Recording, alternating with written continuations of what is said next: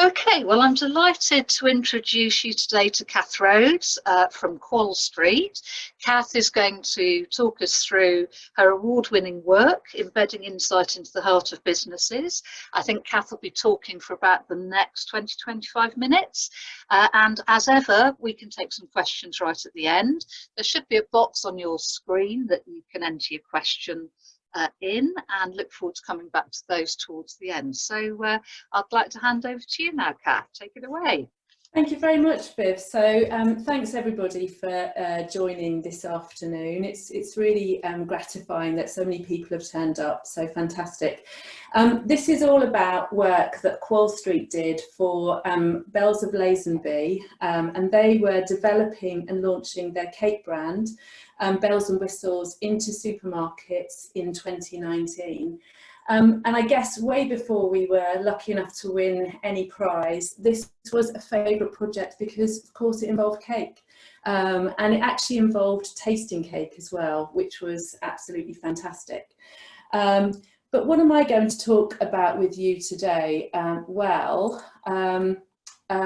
guess the title, this bit is about how do you get insight into the heart of an organisation.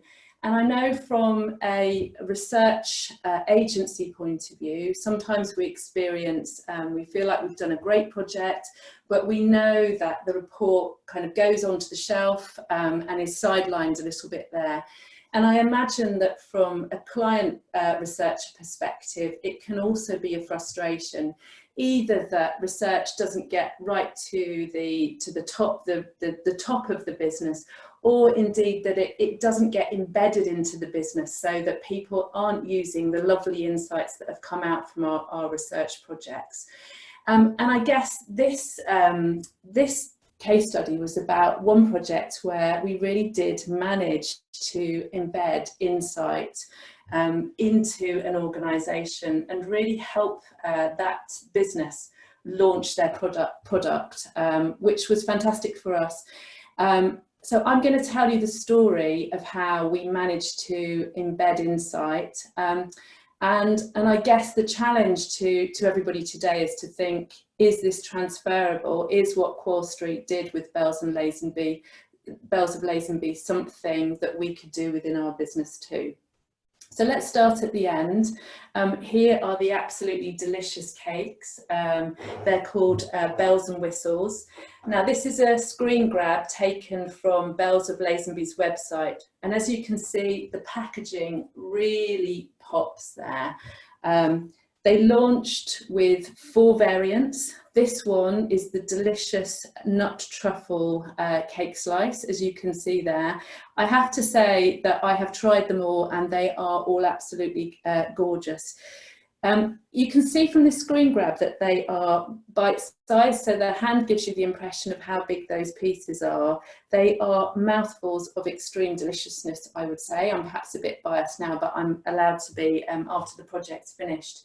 Here's the ginger and apricot one. And I think the important thing to notice or to know about them is that they are found in the free from aisle. These are vegan cake bites, so you can see from the little roundel on the top left that they are vegan, they are milk, and they are gluten-free. And I guess this was really what was new about the product, about the Bells and Whistles brand, that it's all about bringing delicious indulgence to the free from cake aisle.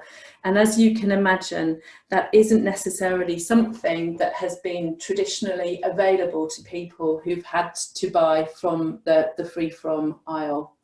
So lots of oohs, lots of ahs, lots of yumminess. And you can see down there in the bottom right-hand square that Bells and Whistles are available now in Sainsbury's, Asda, Waitrose, Morrison's. It'd be interesting to know what sales are doing at the moment. I'm imagining not as good as they would have been at the beginning of this year when it was on promotion.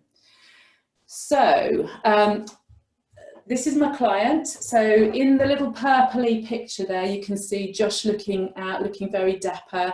This photo was taken at the MRS Awards, which is why there's a bit of a purpley hue there. If you've been, you'll know that you get bathed in purple light at the MRS Awards. And Josh joined me to celebrate being shortlisted. So what was Josh's brief when he was launching this brand? Well, I think one of the things that's really significant is that it was to launch a brand from scratch for Bells of Lazenby.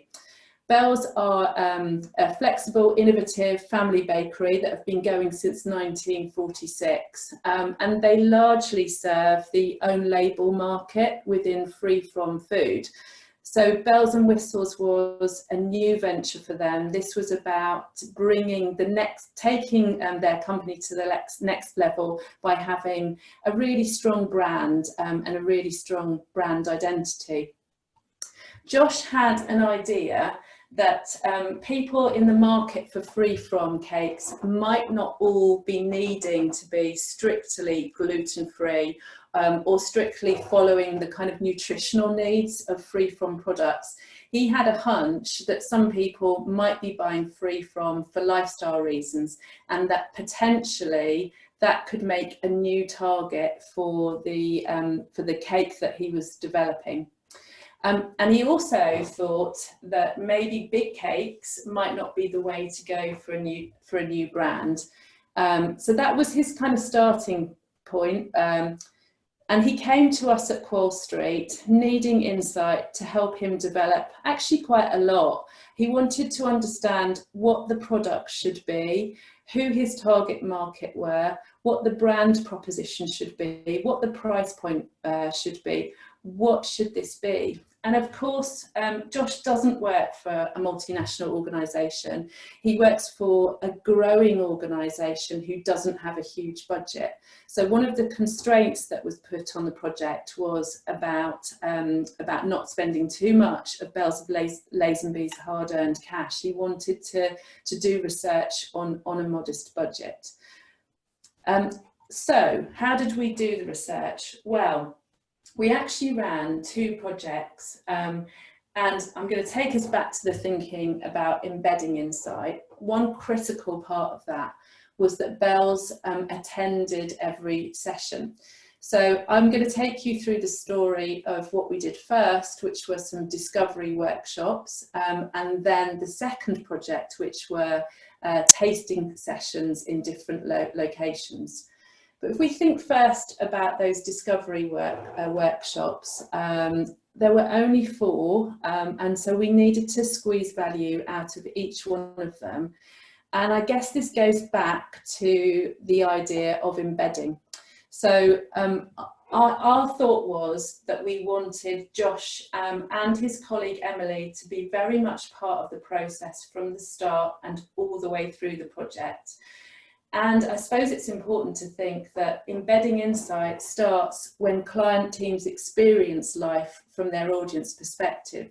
So we didn't want Josh and Emily to view the sessions, we wanted them to be in the room with the participants. But more than that, we didn't want them just to be in the room with the participants, we wanted them to be asking questions. And that meant that we needed to get both Josh and Emily, our client, but also our participants, ready for a different kind of workshop, a different kind of research. So discovery workshops, there is an important part of it which happens before we start, and that's all about getting ready for information exchange. So we had 2 pre-sessions before the workshops. Number 1 was a client pre-briefing on listening, on asking questions. We needed to get Josh and Emily ready so that they felt comfortable and relaxed to ask people questions in an appropriate way that would deliver insight. And I suppose in a way that was about us handing the baton as researchers over to Josh and Emily as clients so that they would be doing some of the facilitating and moderating for themselves. And we needed to train them effectively on how to do that, how to listen well and how to ask good questions.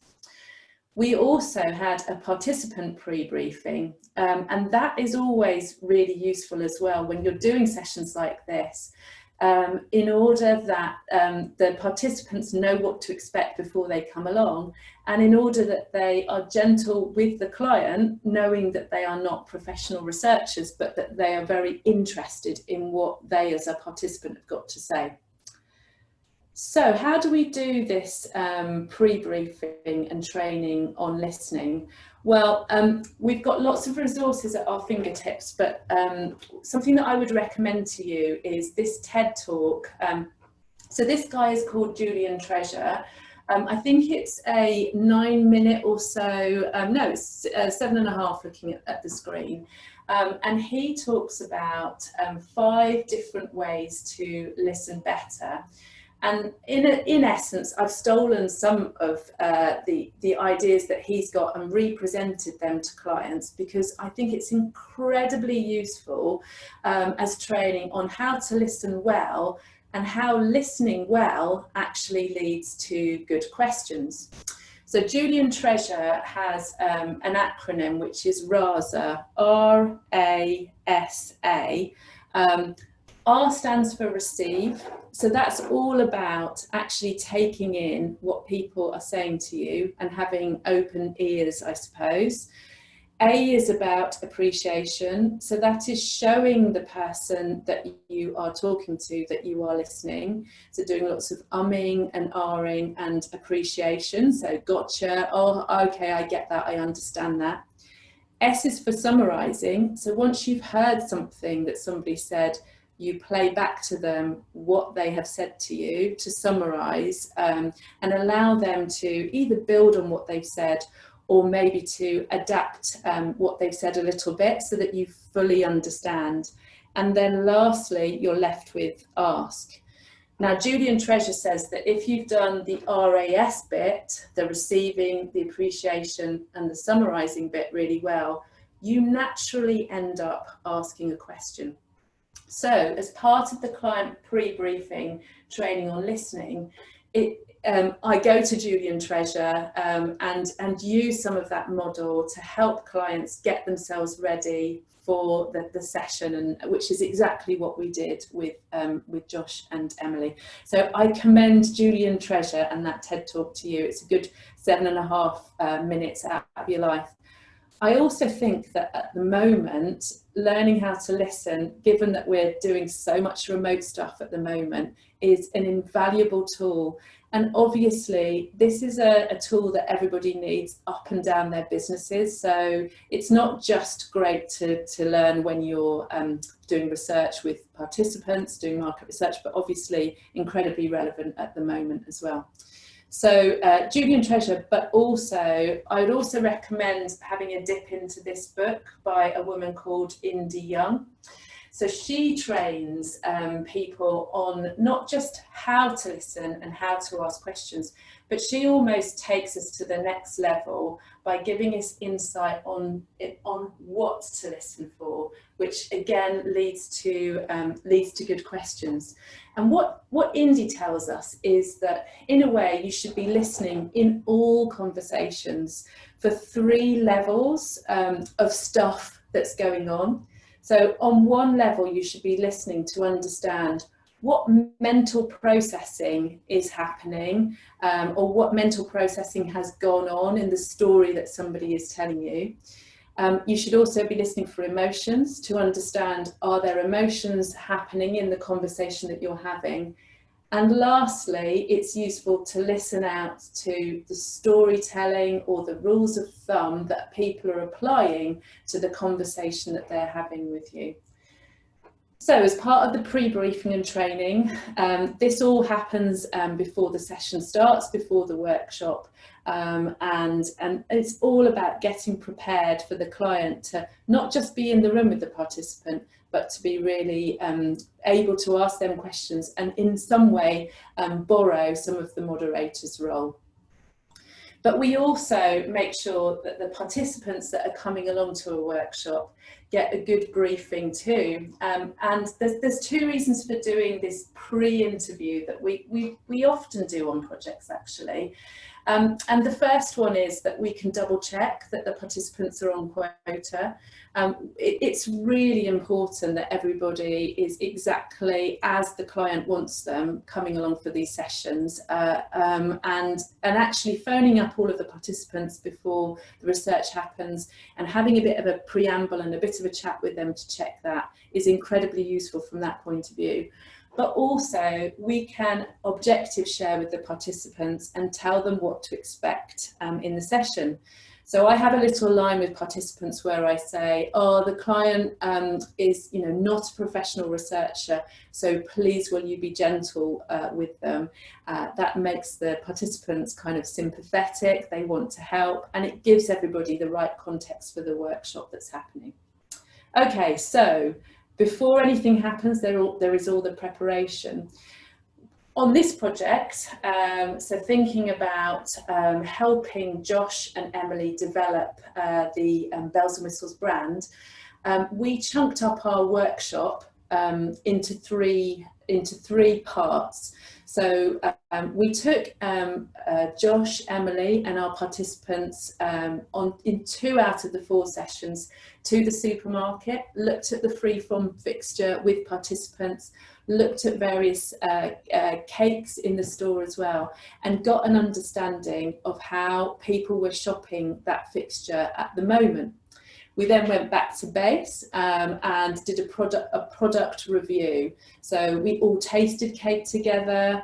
Josh and Emily and myself asked questions. We listened and we learned about what people thought was in the market at the moment, what was on offer, what the different occasions were that they valued, and what they wanted from a delicious free-from cake. And we ended the session with a Q&A from myself and from Josh and Emily. We did 2 of the sessions in the north, and those were the ones where we did the fixture visit. And my colleague Anne Breen, who works with me on this project, did 2 sessions in the south that didn't involve going to the supermarket. So that was our workshop. That was all about an information exchange for Josh and Emily in the first project. It's worth just pausing for a minute and thinking, actually, one of the objectives for the project for us was about getting great value for Bells of Lazenby. They didn't have a huge amount of money to spend. This was a high risk investment from them in the sense that they were launching something brand new. So I just wanted to take you through some thoughts about how to squeeze value out of a project, or at least how we did it for this project.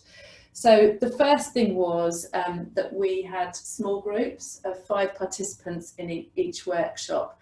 That has the benefit of avoiding social loafing, which is one of my favourite phrases. It's that thing where, you know, if you in the olden days when we used to do groups of 8 people, you always got a couple of people that were sitting out, not joining in. So small groups of 5 mean that every single person, and obviously they've been primed to participate, they're all going to participate. Obviously we've done the pre-interview and the audition so that we know we're getting absolute value, that everyone's on spec. And really critically, we don't do back-to-back groups. In this project, we did 4 sessions and we did 1 a night.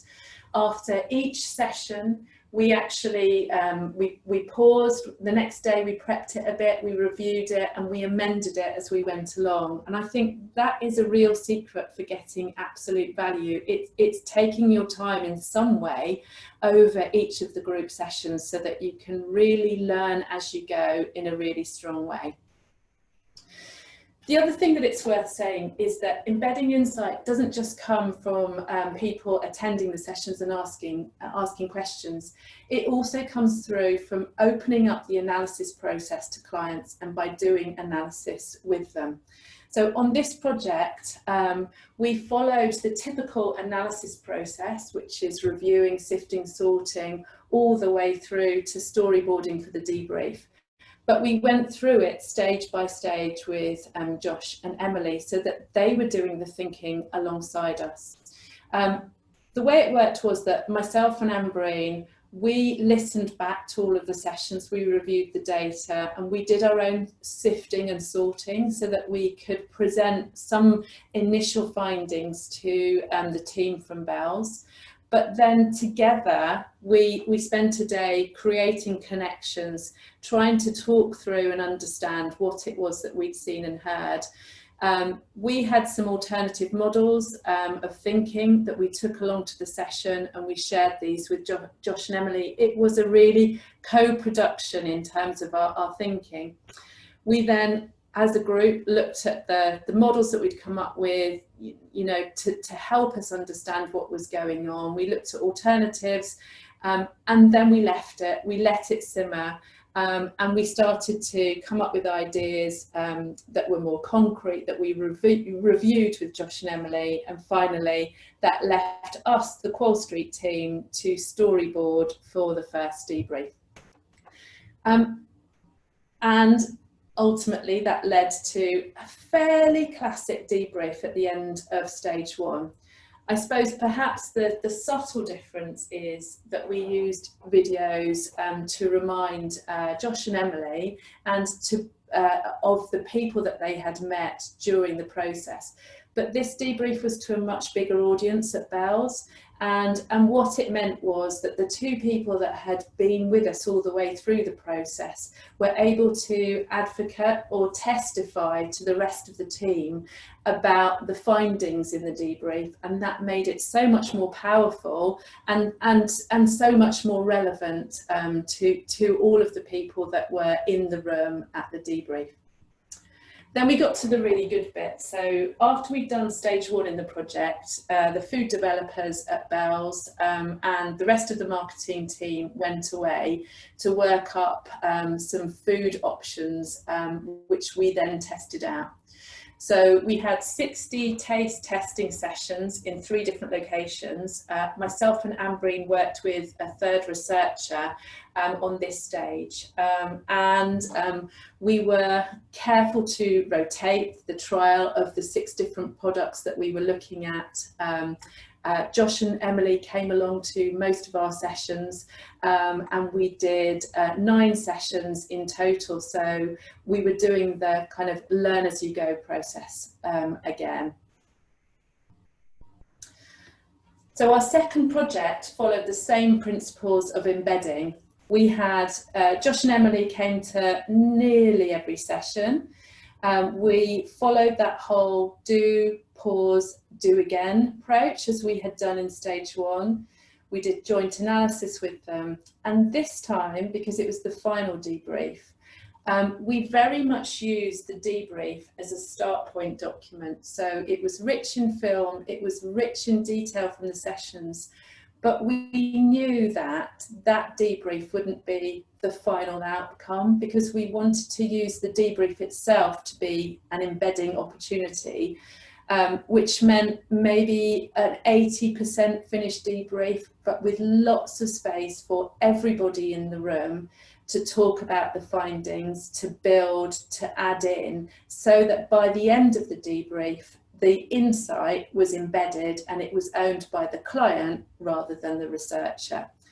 And that meant that we delivered a final report for the team, which summarised what had emerged from the debriefing session. Okay, now if I remember rightly, there's a white screen coming up next, and that is because that's essentially it. That's how we did the project.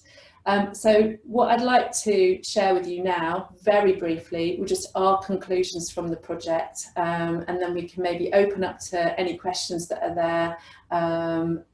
So our conclusion, well, this was all about small. It was about small cakes.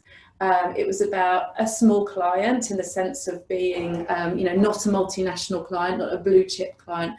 And we're a small agency. Qual Street is an agency of 3 researchers. And I suppose one of the conclusions is that we were able to do this embedding because we were all small. So we were able to create that intimate, trusted team, work together. It was a really important project for Bells, so they were able to release 2 people to spend, a lot of time embedding themselves within the process. So I guess my conclusions are more in the form of questions, really. Was embedding easier because we were a small agency, they were a small client? Can insight rise to the top or get to the heart of a business in bigger organisations? And can insight managers, insight owners within the client companies find ways to carve out time and processes to help embed insight? And I hope that our case study gives you ways thinking about ways of working that may be relevant for your organisation as well. Okay, so that's it, Viv. We've come to the presentation there. Okay, well, I've got a question popped up here, and it is, do you think it is possible to scale this embedding approach for a larger client? Maybe certain elements could be scaled. I do. I think that it's about planning, actually. So all of the constituent pieces of this project are completely viable for a larger client, but it is about having the time commitment so that somebody in the team is the client side embeddee, the person that's going to carry that knowledge all the way through. And then I think it's about the client being open to, again, set aside time for analysis, and then have it being open to a different form of debrief. So I absolutely think it's translatable, and I actually think the beauty of most projects and the secret is in the setup, and it's about the commitment to doing that. I guess you've got to trust your researcher, and you've got to feel like it's something that you're going to get more out of it at the other end as a client by doing it. But I absolutely do think it's possible to do in large organisations, and honestly, I kind of think it's how research should happen, that we should be moving on to the next level where qualitative researchers share the kind of dark art of being a qualitative researcher, how to ask questions, how to listen, so that becomes more an inherent part of how organisations do insight, and how bigger organisations do it.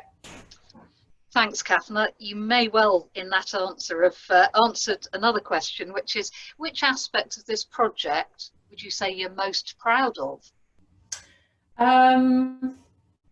I think maybe it is the trust, the fact that we were comfortable to share absolutely everything. So some of you listening in will have worked on agency side, and you'll know the nervousness of exposing client researchers to everything, because little bits and pieces do go wrong. And obviously there were bits and pieces that weren't perfect in our project. And the fact that we felt so comfortable and trusted with Bells, I think it gave us all more opportunity for insight, and I think that's the bit that I'm most proud of, is almost having that self-confidence now as a research agency to share everything and know that that's in the best interest of the client. I get that. That's very, very open in terms of approach, isn't it? We've got another question popped up here. This feels like quite a similar approach to user/design research in how collaborative and evolutionary it is. How do you think we can convince insight and market research clients, as opposed to those who are in design and UX, to get involved like this? I suppose that's a really great question. I don't do a lot of UX research. I know Indy Young's book that I mentioned at the beginning, or halfway through the presentation, I think she is a UX researcher. That is a difficult one. I think it's almost about doing webinars like this, and about us as researchers writing proposals and getting clients excited about the methodology and the approach. And I actually think it's over to client side researchers to kind of sell the sizzle a little bit to their internal audience. I can say that I do this quite a lot in different projects with clients, and they all love it. They find it really inspiring, and it creates a lot more energy around a project. So I think once you've kind of tried it once, you'll find that you get an awful lot of enthusiasm for it, because it is a sort of doing and trying is believing, I think. That's great. And just one more. Love the idea of pre-briefing clients and pre-briefing participants. Is this something you've done with previous projects, and had the client had previous experience like this? I have not come across a client that has had the listening and asking questions training. I'm sure that other agencies are doing it, because it feels like something that is a positive thing. I love to pre-check my participants, and it's something that we do maybe on about, I don't know, over half of the projects that we do at Qual Street. It's one of those things where you have to have enough time for recruitment in order to be able to phone up the participants. And there is an extra layer of admin that can be a little bit frustrating for field agencies, because they're already recruiting. And so they're having a conversation with a participant and checking them and screening them. And then there's this other person that comes along and almost sort of doubles back on what they're doing a little bit. And that's even before the project started. So it does have to be done sensitively, and it doesn't work for every project, particularly when you're in a rush. But it just makes me as a researcher feel so much more secure, because I've already met those people, at least on the phone, and I kind of know a little bit about them. So we've already started before we started, which I think is fantastic. Well, thank you so much, Kath. I think that was probably the last question. What a wonderful project. I know I've got to go out for a bit of essential shopping later, and I rather suspect I might be looking down the free-from aisle as well. I guarantee they're delicious. They look it. Thanks so much for taking time out to do that with Aura today. And the deck and the presentation will be up on the Aura website very soon. Just a quick mention of our next Aura webinar, which is the Science of Influence, 1 o'clock on the 7th of April, and hopefully lots of people will sign up for that via the Aura website. I'm sure we're all looking forward to that one too. So thanks very much everyone for tuning in today. Suzanne, is there anything you'd like to add at the end here? No, fantastic. I've seen this presentation once before and it was just as great second time around. So thanks very much to Kath. Oh, that was my pleasure. Thank you. Lovely. We'll have a good rest of day, everyone, and tune in again soon. Okay. Bye for now. Bye for now.